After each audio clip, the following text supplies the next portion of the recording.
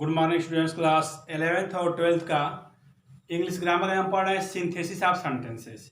Synthesis हमने कल बताया था, कुछ थोड़ा सा इसका इंट्रोडक्शन दिया था कि सिंथेसिस का मतलब होता है वाक्यों का जोड़ना, वाक्यों का संयोजन।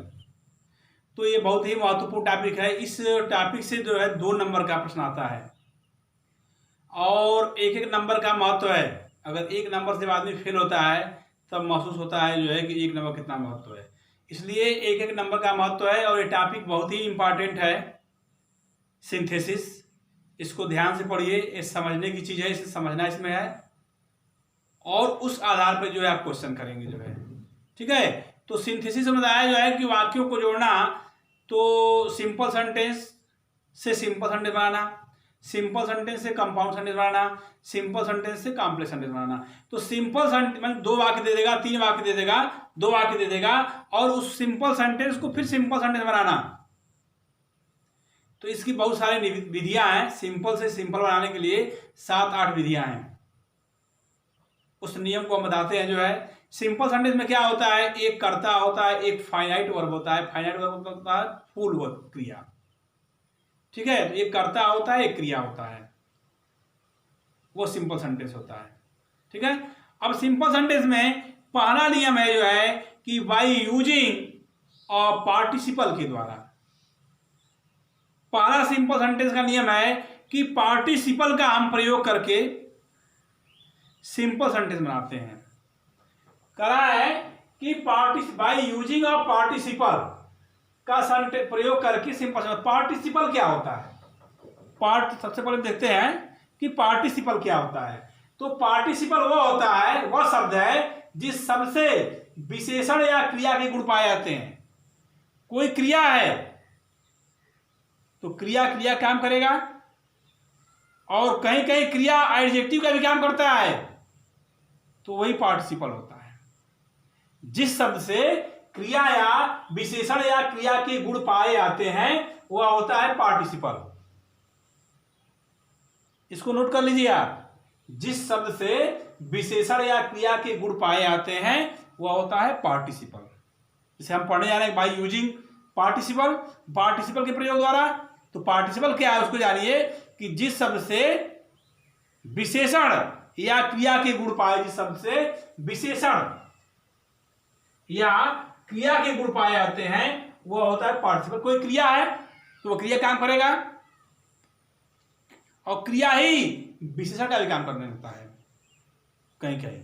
ठीक है, तो जिस शब्द से विशेषण या क्रिया के गुण पाए जाते हैं, विशेषण या क्रिया के गुण पाए जाए, तो वह होता है पार्टिसिपल। ठीक है, पार्टिसिपल को 3 भागों में बांटा गया है। 3 चीज है, प्रेजेंट पार्टिसिपल, परफेक्ट पार्टिसिपल और पास्ट पार्टिसिपल। और तीनों ही बहुत इंपॉर्टेंट है और समझने वाली चीज है कि प्रेजेंट पार्टिसिपल क्या होता है, परफेक्ट पार्टिसिपल क्या होता है और पास्ट पार्टिसिपल क्या होता है। ठीक है, तो पहला है कि प्रेजेंट पार्टिसिपल। प्रेजेंट पार्टिसिपल क्या होता है? जब क्रिया में आईएनजी लग जाता है, जब क्रिया में आईएनजी लग जाए और वाक्य के पहले ही वह क्रिया जिसमें आईएनजी लगा हुआ है वह आ जाता है, तो वह होता है प्रेजेंट पार्टिसिपल। अब जो है वह जो क्रिया में आईएनजी लग गया तो वो क्रिया नहीं रह जाता है, तो से विशेषण काम करने लगता है। तो जब क्रिया में आईएनजी लग जाए और तथा वह वाक्य के पहले ही आ जाता है तो वह होता है प्रेजेंट पार्टिसिपल। जब क्रिया में आईएनजी लग जाए तथा वह वाक्य के पहले ही आता है तो वह होता है प्रेजेंट पार्टिसिपल। जैसे वाक्य है, देखते हैं, यह वाक्य सेपरेट है, अलग अलग है, 2 वाक्य। ऐसा ही वाक्य देगा आपको, 2 वाक्य दे देगा और इसको जोड़ना होगा आपको। आगे लिखा रहा है कि सिंपल सेंटेंस में जोड़िए। तब आपको ध्यान देना है कि यह वाक्य प्रेजेंट पार्टिसिपल में जुड़ेगा कि पास्ट पार्टिसिपल में जुड़ेगा कि परफेक्ट पार्टिसिपल में जुड़ेगा, या जो 7-8 नियम है कौन सा नियम इसमें लागू होगा, इसको पकड़ना पड़ेगा, समझना पड़ेगा। जैसे हम पहले प्रेजेंट पार्टिसिपल पढ़ रहे हैं, ही जंप्ड अप, वह कूदा, ही रैन अवे, वह भाग गया। तो 2 वाक्य दिया होता है और दोनों वाक्य की जो कार्य हैं लगभग साथ में समाप्त होते हैं, एक थोड़ा पहले समाप्त होता है और एक थोड़ा सा बाद में समाप्त होता है। दो वाक्य दिए होते हैं और दोनों वाक्य के कार्य साथ साथ समाप्त होते हैं, यानी एक थोड़ा पहले समाप्त होता है, एक थोड़ा बाद में समाप्त होता है। तो प्रेजेंट पार्टिसिपल में जो कार्य पहले समाप्त हो रहा है, जो कार्य पहले हो रहा है, जो क्रिया पहले हो रहा है, उसी में हम आईएनजी लगाते हैं, ठीक है। और आगे वाले वाक्य को हम क्या करते हैं, जो कहते हो उतार देते हैं। क्योंकि सिंपल सेंटेंस है तो कर्ता एक ही रहेगा, तो जिस वाक्य में क्रिया में हम आए जाए तो उसमें कर्ता लगाने की आवश्यकता नहीं है, उसमें कर्ता लगाने की आवश्यकता नहीं है, क्योंकि दोनों का कर्ता एक है, ही। देखिए यहाँ पे भी ही है और यहाँ पे भी ही है, दोनों का कर्ता एक है, इसलिए दोनों कर्ता को कॉमन ले लेते हैं। हम यहाँ पर कर देंगे, जब बनाएंगे तो सबसे पहले देख लीजिए, ही जंप्ड अप, ही रैन अवे। जंपिंग अप, ही रैन अवे, कूदते हुए वह भाग गया, कूदते हुए वह भाग गया, या कूद कर वह भाग गया। इसका अर्थ क्या होता है, जब क्रिया में आईएनजी आ जाए और वाक्य पहले ही लिख गया है तो इसका अर्थ हुआ कर, करके। इसे हम जंपिंग अप, ही रैन अवे, कूदते हुए भाग गया, कूद कर वह भाग गया। शेर को देखकर मैं डर गया, इसका अनुवाद कैसे होगा, प्रेजेंट पार्टिसिपल अनुवाद होगा। जब कर, हिंदी में कर आएगा, करके आएगा, करते हुए आएगा, तो वहां पे क्रिया में आईएनजी लगेगा और वह वाक्य पहले ही होगा।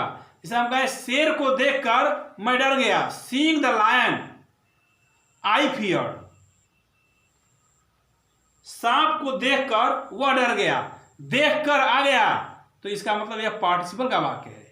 Seeing the snake he feared.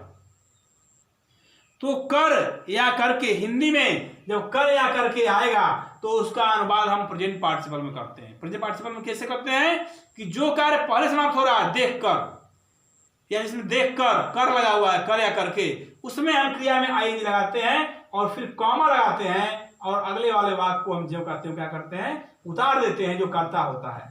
दोनों जगह कर्ता एक ही है तो एक कर्ता कॉमन ले लेते हैं। मान लीजिए यहाँ पे नाम दिया हुआ है और यहाँ पे इसका प्रोनाउन ही दिया हुआ है, तो हम क्या करते हैं, जो नाम लिखा हुआ है इसको तब यहाँ लिखते हैं, क्योंकि प्रोनाउन तो यहाँ लिखेंगे नहीं। अब यहाँ भी ही है, यहाँ भी ही है, यहाँ भी आई है, यहाँ भी आई, तो आई उतारेंगे। लेकिन नाम दिया हो, यदि नाम दिया हो, यहाँ नाम दिया हो और यहाँ ही दिया हो, तब नाम को ही यहाँ पे लाएंगे, क्योंकि इसी का प्रोनाउन ही है, ठीक है ना। तो वाक्य देखिए, अब इसको हम कैसे बनाएंगे। हमने कहा प्रेजेंट पार्टिसिपल में दो वाक्य दिया हो और दोनों कार्य जो है लगभग साथ ही समाप्त होता है, तो जो कार्य थोड़ा पहले समाप्त हो रहा है उसके क्रिया में हम आईएनजी लगाते हैं और बाकी जो बचता है उसको क्या करते हैं, यहीं पे लिख देते हैं, फिर कामा लगाते हैं, फिर अगले वाले वाक्य को जो कहते हैं उतार देते हैं। इससे कर्ता का ध्यान दे, दोनों कर्ता अगर एक है तो उतार देते हैं, अगर कर्ता हमारे यहाँ ही है, आई है और यहाँ पे जो है नाम दिया है, तो नाम जो दिया है उसको यहाँ पे ले आते हैं। तो जंपिंग अप ही रैन अवे, जंपिंग अप ही रैन अवे, कूदते हुए वह भाग गया, या कूद कर वह भाग गया, इसका अर्थ है होगा कूद कर वह भाग गया। तो प्रेजेंट पार्टिसिपल क्या होता है, प्रेजेंट पार्टिसिपल में हम जो कार्य पहले समाप्त होता है उसके क्रिया में आईएनजी लगाते हैं, कर्ता यहाँ नहीं लिखते हैं, और जो बचता है वाक्य उसको लिख देते हैं पहले वाक्य को, फिर दूसरे वाक्य को लिखते हैं तो कामा लगा देते हैं और दूसरे वाक्य को जेव कहते हुए उतार देते हैं। यह प्रेजेंट पार्टिसिपल का सिंपल सेंटेंस बन गया, ठीक है। तो प्रेजेंट पार्टिसिपल क्या होता है, क्रिया में हम आईएनजी लगाते हैं, उसे वाक्य से पहले लिखते हैं, जो कार्य पहले समाप्त हो रहा है उस क्रिया में आईएनजी लगाते हैं, बाकी जो बचता है उसके बाद क्रिया के बाद उसको यहाँ लिखते हैं, फिर कामा लगाते हैं, फिर दूसरे वाले वाक्य को हम क्या करते हैं, उतार देते हैं। ये प्रेजेंट पार्टिसिपल है, ऐसे इसको करते हैं, ठीक है।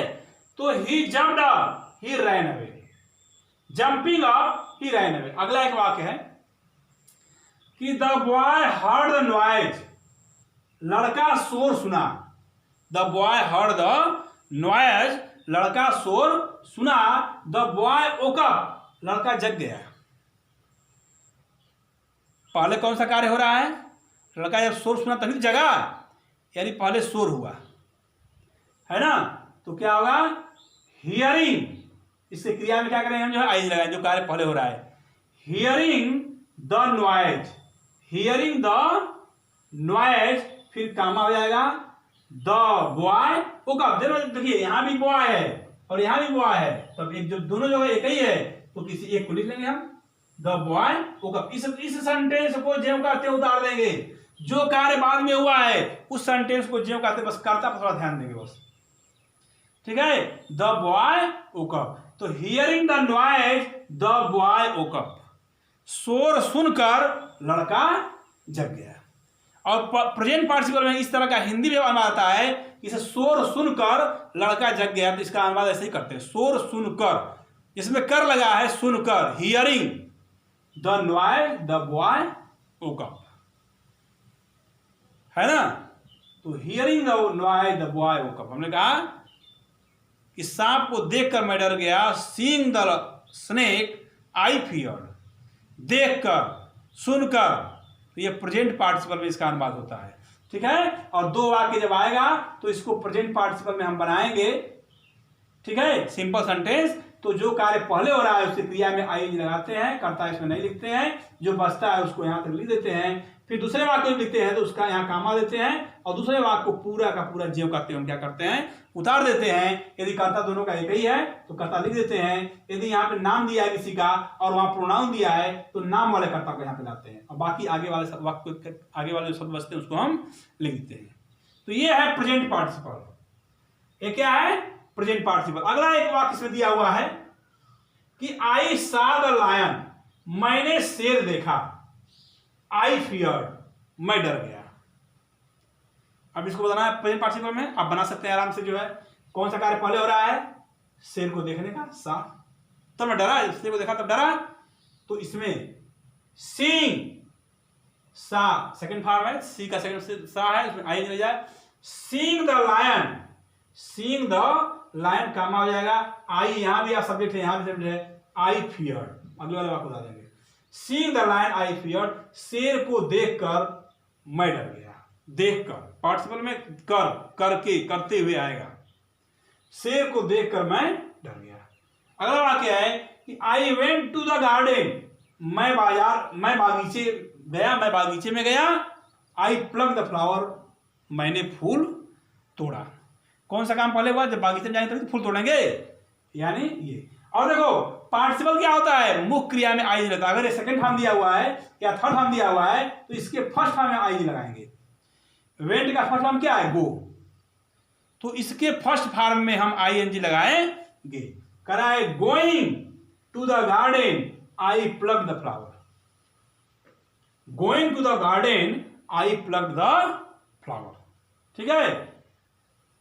बागीचे में जाकर मैंने फूल तोड़ा, बागीचे में जाकर मैंने फूल तोड़ा, going to the garden, I pluck the flower, बागीचे में जाकर मैंने फूल तोड़ा, ठीक है। Going to the garden, I pluck the flower, ठीक है। तो ये रहा है आपका प्रेजेंट पार्टिसिपल, समझ में आया। इस वीडियो को देखिएगा और जो उदाहरण इसको ध्यान समझिएगा। तो ऐसे होगा कि जब क्रिया में आईएनजी लग जाए और वह क्रिया पहले ही आता हो तो वह प्रेजेंट पार्टिसिपल का वाक्य होता है। इसमें हिंदी इसका क्या है, देख कर, कर, करके, करते हुए, इसे देख कर, सुनकर, इस तरह का वाक्य आएगा हिंदी में, तो अनुवाद इसी तरह होगा। और दो वाक्य दिया हुआ है, इसको सिंथेसिस करना है, जोड़ना है, तो जो कार्य दोनों वाक्य का काम एक ही साथ समाप्त होगा, एक थोड़ा पहले होगा एक थोड़ा बाद में होगा, तुरंत होगा लेकिन, है ना। तो जो कार्य पहले होगा उसके क्रिया में हम आईएनजी लगाएंगे और जो बचेगा उसको लिखेंगे, फिर दूसरे वाक्य से पहले कामा लगाएंगे और फिर जो वाक्य बचा हुआ दूसरे वाक्य का ज्यों का त्यों उतार देंगे। कर्ता यदि दोनों एक ही है तो उतार देंगे, यदि कर्ता में यहाँ नाम दिया है, यहाँ प्रोनाउन दिया है, तो जो नाम है उसको हम यहाँ पे ले आएंगे, ठीक है। तो ये रहा है आपका जो है प्रेजेंट पार्टिसिपल, ठीक है। अब आता है जो है perfect participle. Perfect participle, perfect participle में क्या करते हैं, जब वाक्य आता है और उसको परफेक्ट पार्टिसिपल में जोड़ना है तो उसमें हमने लगा दिया क्रिया में आईएनजी। उसमें क्या करते हैं, क्रिया वाक्य से पहले ही हम हैविंग का प्रयोग करते हैं, HAVING, उसमें वाक्य से पहले ही हम जो है हैविंग का प्रयोग करते हैं। इसमें वाक्य से पहले हैविंग का प्रयोग करते हैं और मुख्य क्रिया के थर्ड फॉर्म का प्रयोग करते हैं। परफेक्ट पार्टिसिपल में वाक्य के पहले ही हैविंग का प्रयोग करेंगे और मुख्य क्रिया के थर्ड फॉर्म का प्रयोग करेंगे। परफेक्ट पार्टिसिपल में हैविंग का प्रयोग करेंगे और मुख्य क्रिया के थर्ड फॉर्म का प्रयोग करेंगे। जैसे वाक्य है कि ही टुक हिज फूड, वह अपना भोजन लिया। He went out to office, वह ऑफिस के बाहर चला गया। वह अपना भोजन लिया, ऑफिस के बाहर चला गया। तो हैविंग का मतलब यहां होता है करके। हैविंग का मतलब क्या होता है? करके। इसका अर्थ यहां निकलेगा हिंदी में करके।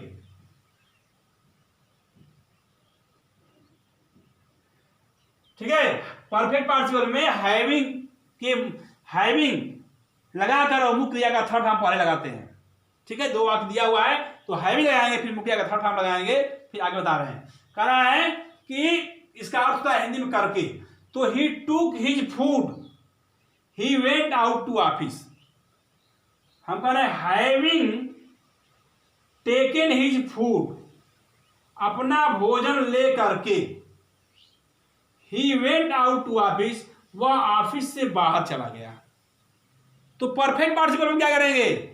हैविंग लगाएंगे और हैविंग के बाद जो है क्रिया में थर्ड फॉर्म का प्रयोग करें। जो क्रिया दिया वो पहला, हाँ, जो कार्य से वह अपना भोजन लिया, he went to out to office, वह बाहर चला गया। यानी जो कार्य पहले समाप्त हो रहा है, जो कार्य पहले समाप्त हो रहा है उसके क्रिया का हम थर्ड फॉर्म लिखेंगे और उसके आगे जो बचेगा उसको लिखेंगे। बाकी कामा लगा के जो आगे वाला वाक्य है उसको हम क्या करेंगे? उतार देंगे। इसमें भी वही चीज है कि कर्ता एक ही रहता है, अगर कर्ता अलग अलग है तो नाम को यहां पे ले आते हैं। ठीक है। तो जो परफेक्ट पार्टिसिपल में जो कार्य पहले समाप्त हो रहा है उसी वाले वाक्य को हैविंग लगाते हैं और क्रिया का थर्ड फॉर्म लगाते हैं। जो बचता है उस वाक्य में उसको लिखते हैं, कर्ता इसमें नहीं लिखते हैं। और इसका अर्थ होता है करके। हैविंग टेकन हिज फूड, अपना भोजन ले करके।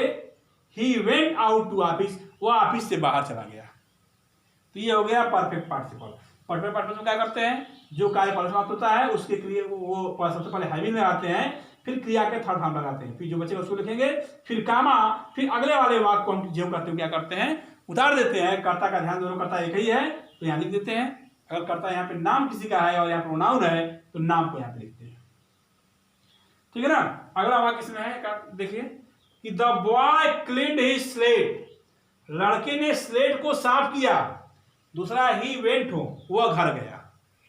ही वेंट होम, वह घर गया। तो कह रहा है कि having cleaned his slate, having cleaned his slate, अपना स्लेट साफ करके द बॉय वेंट होम, लड़का घर गया। देखिए यहाँ पे द बॉय दिया हुआ है और यहाँ पे ही दिया हुआ है।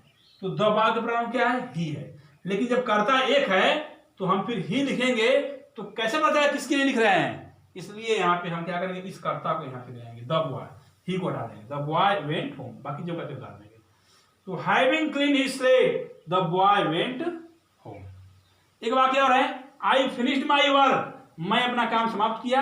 आई शट द डोर, मैंने दरवाजा बंद कर दिया, है ना।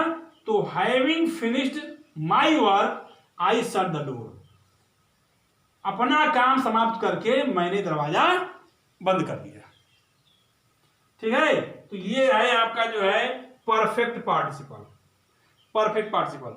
अब एक चीज, मान लीजिए वाक्य दे दिया और आपको बनाना है सिंपल सेंटेंस में, तो आप कैसे जानेंगे कि इसको प्रेजेंट पार्टिसिपल जोड़ना है कि परफेक्ट पार्टिसिपल? तो दिया नहीं रहेगा उसमें दिया जाएगा सिंपल सेंटेंस में जोड़िए।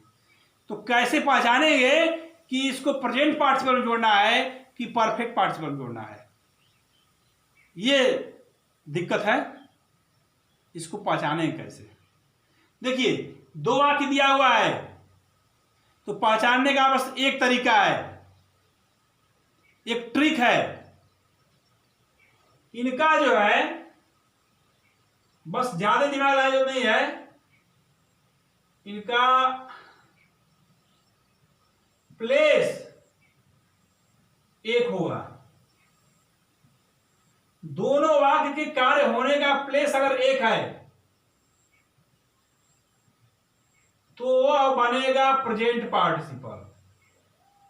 परफेक्ट पार्टिसिपल और प्रेजेंट पार्टिसिपल क्या अंतर है? दोनों का यदि प्लेस का मतलब क्या होता है? स्थान। इस पॉइंट को नोट कर लीजिएगा, इस पॉइंट को नोट करिएगा कि प्रेजेंट पार्टिसिपल और परफेक्ट पार्टिसिपल पहचानने का तरीका क्या है, ट्रिक क्या है। तो यदि वाक्य का प्लेस एक है, स्थान दोनों दो वाक्य दिया हुआ है, दोनों का स्थान यदि एक है, कार्य एक स्थान पे समाप्त हो रहा है, तब तो वह प्रेजेंट पार्टिसिपल की तरह बनेगा। और दोनों का कार्य समाप्त होने का स्थान अलग अलग है, तब वह परफेक्ट पार्टिसिपल बनेगा। बस ये एक ट्रिक है, ये किताब में मिलेगा भी नहीं, यह किताब में लिखा हुआ नहीं मिलेगा। इस चीज को नोट कर लीजिए कि दोनों का प्लेस प्लेस क्या था? स्थान। दोनों वाक्य का जो कार्य हो रहा है एक ही स्थान पर समाप्त हो रहा है, तो हम जब सिंपल सेंटेंस बनाना है तो हम प्रेजेंट पार्टिसिपल के नियम के अनुसार बनाएंगे। और दोनों का प्लेस अगर अलग अलग है तो परफेक्ट पार्टिसिपल की तरह इसका हम अनुवाद करेंगे, परफेक्ट पार्टिसिपल का नियम लगाएंगे। जैसे देख लीजिए, प्लेस की बात आई है तो हम यहीं पर समझ लीजिए इसको, ठीक है? क्या समझ लीजिए? कहा कि ही जंप्ड, वह कूदा, ही रैन अवे, वह भाग गया। यानी जहां वह कूदा वहीं से भागा ना, यानी दोनों का कार्य कई जगह से हुआ। ही जंप्ड अप, वह कूदा, और ही रैन अवे, और वह भाग गया। तो दोनों का प्लेस एक ही है, इसलिए प्रेजेंट पार्टिसिपल बना जंपिंग अप, ही रैन अवे। अब देखो, the boy heard the noise, लड़का शोर सुना। द बॉय वोक अप, जहां सोया था वहीं पर वो शोर सुना। प्लेस क्या है? एक है। प्लेस क्या है? एक है। जहां पे वो आवाज सुना, जहां पे सोया था वहीं पे आवाज सुना, और वहीं पे वो जग गया, ठीक है? तो इसका प्लेस एक है, इसलिए क्या हुआ? प्रेजेंट पार्टिसिपल बना। अगला वाक्य देखिए, आई सॉ द लायन, मैंने शेर को देखा। शेर को मैंने देखा और मैं डर गया। दोनों काम कई जगह हुआ, मैं शेर को देखा भी और मैं डर भी गया। ये क्या हुआ? प्रेजेंट पार्टिसिपल में, ठीक? प्लेस एक ही है। I went to the garden, मैं बागीचे में गया। आई प्लग द फ्लावर, फूल को तोड़ा। पहले बागीचे में गया मैं, और जब बागीचे में पहुंचा तो पहुंचने का काम वहीं पे हुआ, वहीं पे फूल तोड़ने का भी काम हुआ, यानी दोनों काम समाप्त बागीचे में ही हो रहा है। तो ये प्लेस इसका एक है, इसलिए प्रेजेंट पार्टिसिपल का प्रयोग हुआ, ठीक है? अगला देखिए, परफेक्ट पार्टिसिपल क्या करता है। हमने कहा कि मुख्य क्रिया हैविंग लगाएगा, मुख्य क्रिया थर्ड का प्रयोग करेंगे। अब इसमें जो है इन दोनों वाक्यों का प्लेस अलग अलग है। ध्यान दीजिए, देख लीजिए। ही टुक हिज फूड, वह अपना भोजन लिया, यानी कहीं ऑफिस में से भोजन लिया। He went out to office, वह ऑफिस से बाहर जाकर खाना खाया, कहीं, चाहे गार्डन में जाकर खाया हो, चाहे बालकनी में बैठ खाया हो, कहीं खाया है ना। तो he went out to office, वह ऑफिस से बाहर चला गया, यानी भोजन लेने का काम कहीं और हुआ, और उस भोजन को लेकर जाने का काम ऑफिस से बाहर हो गया, दो स्थान हो गया। इसलिए परफेक्ट पार्टिसिपल में इसको जोड़ेंगे हम। वाक्य में लिखेगा नहीं कि आप परफेक्ट पार्टिसिपल में जोड़िए, ये अपने कॉमन सेंस से पकड़ना आपको है। तो हमने कहा कि ये ट्रिक जो बताया मैंने, प्लेस, ये किताब में नहीं मिलेगा, ठीक है? लेकिन इस ट्रिक से इसको पकड़ेंगे, आप पकड़ लेंगे कि हाँ ये प्रेजेंट पार्टिसिपल इसको जोड़ना है, इसको परफेक्ट पार्टिसिपल जोड़ना है। अगला वाक्य और देखिए, हम बता दो वाक्य दे दिया जो है, सीइंग द, हाँ, the boy cleaned his slate, लड़का अपना स्लेट साफ किया, और ही वेंट हो, और कहां चला गया? घर चला गया। एक कार्य को यहां समाप्त किया, और दूसरा कार्य क्या हो गया? वह घर चला गया, अपने घर पहुंच गया, ठीक है? तो यहां पे क्या होगा? हैविंग का प्रयोग होगा, परफेक्ट पार्टिसिपल लगेगा, ठीक है? आई फिनिश माई वर्क, मैंने अपना काम समाप्त किया। आई शट द डोर, मैंने दरवाजा बंद किया। भाई काम हम बाहर समाप्त किए या कहीं समाप्त किए, अब फिर घर में आए, अपना दरवाजा बंद कर दिए, स्थान बदल गया, दोनों का दो स्थान हो गया, तो परफेक्ट पार्टिसिपल का प्रयोग। इस तरह जब प्लेस एक हो तो प्रेजेंट पार्टिसिपल का प्रयोग करेंगे, और जब प्लेस अलग अलग हो तो पास्ट पार्टिसिपल परफेक्ट पार्टिसिपल का प्रयोग करेंगे। ठीक है, क्लियर? इसको वीडियो को देखिएगा और इसको पढ़िएगा। ठीक है, अभी इसके बाद अगला नियम क्या है, टू बी फॉर्म। जब वाक्य में प्रेजेंट पार्टिसिपल और परफेक्ट पार्टिसिपल क्लियर हो गया ना, अब देखिए टू बी फॉर्म आता है। टू बी फॉर्म का मतलब क्या होता है, पढ़े आप। जब वाक्य में इज, एम, आर, वाज और वर होता है वो टू बी फॉर्म बोलते हैं। टू बी फॉर्म में क्या होता है, इज, एम, आर और वाज और वर होता है। ठीक है, तो जब टू बी फॉर्म वाक्य में दिया हो, इज, एम, आर और वाज और वर दिया है, तो उसका जब हम पार्टिसिपल बनाते हैं तो बीइंग का प्रयोग करते हैं। BING being. बी मीन्स होता है होना, BE मीन्स क्या होता है, होना। बी मीन्स होना, बीइंग मीन्स हो करके, हो करके, है ना। ठीक है, हो करके कारण आता है इसमें, जैसे इज एम आर, जैसे द गर्ल वाज हंग्री, लड़की भूखी थी। सी एट मैंगोज, वह आम खा गई। तो देखिए इसमें कुछ नहीं करना है, जब इस वाक्य में is, am, are, was, were दे दे और इसको जोड़ना है तो इसमें हम बीइंग लगाएंगे, बीइंग हंग्री। अब was, is, am, are, was, were हट जाएगा, ठीक ना। बीइंग हंग्री कामा आ जाएगा द गर्ल एट मैंगो। दूसरे वाले वाक्य को जब कहते उतार देंगे, सी है यहाँ गर्ल लिखा है, तो चूंकि यह प्रोनाउन है तो यहाँ पे गर्ल आ जाएगा, पहले बता दिया था द गर्ल एट मैंगो। तो पहले वाक्य को, जो पहला वाला वाक्य है द गर्ल वाज हंग्री, जिसमें इज, एम, आर, वाज, वर लगा हुआ है, जिस वाक्य में इज, एम, आर और वाज, वर लगा हुआ है, उस वाक्य में हम क्या करते हैं, जो है वाज, वर को हटा देते हैं, उसके स्थान पे हम बीइंग का प्रयोग करेंगे। और ये जो विशेषण है hungry, the girl was hungry, ठीक है, लड़की भूखी थी जो है, ठीक है ना, नाउन है। तो बीइंग हंग्री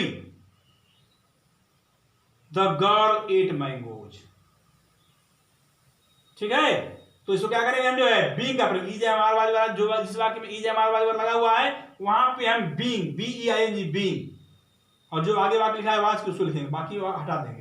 बीइंग हंग्री फिर क्या वाला है, फिर आगे वाला वाक्य जो करते हैं क्या करेंगे, उतार देंगे। ये टू बी फॉर्म वाला पार्टिसिपल है। अगला है ही वाज टायर्ड, वह थका हुआ था। ही टूक रेस्ट, वह आराम लिया, वह आराम किया। तो क्या होगा, ही वाज टायर्ड, तो बीइंग टायर्ड, थके होने के कारण, होने के मतलब होने के, बी मैंने होना, होने के, थके होने, हिंदी में अर्थ क्या होगा, होने के, थके होने के कारण ही टूक रेस्ट, वह आराम लिया, थके होने के कारण वह आराम लिया। तो बी फॉर्म में जिस वाक्य में इज, एम, आर, वाज, वर लगा हुआ है वहां उस वाक्य में हम बीइंग का प्रयोग करते हैं, BEING बीइंग, और वाज, वर के बाद जो शब्द है उसको हम लिखते हैं। ठीक है ना, तो बीइंग टायर्ड, बीइंग हंग्री, भूखे होने का वो सारा खाना खा गया। ठीक है, तो ये है टू बी फॉर्म का प्रयोग। ठीक है, अब लास्ट बचता है इसमें पार्टिसिपल में पास्ट पार्टिसिपल क्या होता है।